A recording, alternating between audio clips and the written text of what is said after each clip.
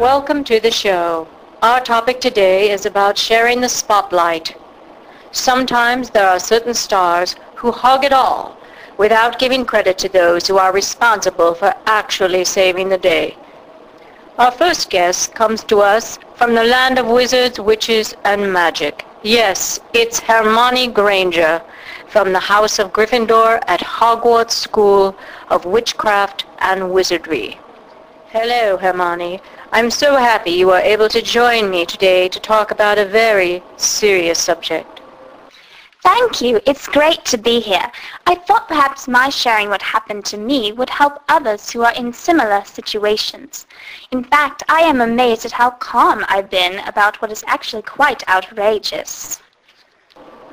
Why don't you explain to the audience just what you mean? Okay. As most everyone knows, I have been a student at Hogwarts during a very troublesome time in history. The return of the Dark Lord, or some would say, or not say, Voldemort, has prompted an all-out battle between good and evil with more than just a few lives at stake. Isn't it true that Harry Potter is the one who basically has hogged all the glory without giving you any of the credit? Unfortunately, it's true. I thought we were friends, but as time went by with more and more occasions of his forgetting to mention my help and taking all the credit, it became impossible to just let it go. Hermione, I know I didn't tell you this ahead of time, but joining us today is a very famous attorney who has accomplished more than you can imagine in this very venue. Please welcome litigation. Thank you, Oprah. Hello, Hermione. Your situation, while very unfortunate, is not without remedy. In fact, there is much you can do to not only receive credit for your contributions, but monetary retribution as well. Let me recite as quickly as possible some of the major facts I've collected about your years with Harry Potter in his fight to defeat the Dark Lord. In your first year, you lied about the troll fight to protect Harry from punishment, and you solved a complicated puzzle to retrieve the Philosopher's Stone, in addition to defeating the deadly Devil's Snare plant by conjuring fire.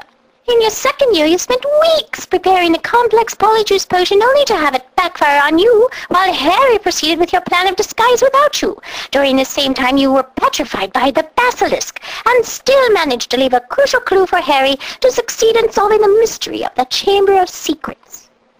In your third year, you were trustworthy enough to be given a time-turner device to handle your heavy class schedule, and later used it to rescue Harry's godfather and a hippogriff from death. You also were able to deduce that one of the professors was a werewolf, well in advance of becoming generally known. Your fourth year found you forming the Society for the Promotion of Elfish Welfare. Although you supported Harry through the Triwizard Tournament, he did not support you in your efforts. You also stopped a fraudulent tabloid reporter by holding her animagus form captive in a jar. That was brilliant. You conceived the idea of secretly teaching defensive magic by forming Dumbledore's army. By this time, you not only had been doing your own homework, but Harry's as well on countless occasions, giving him time to fight the fight and get the glory.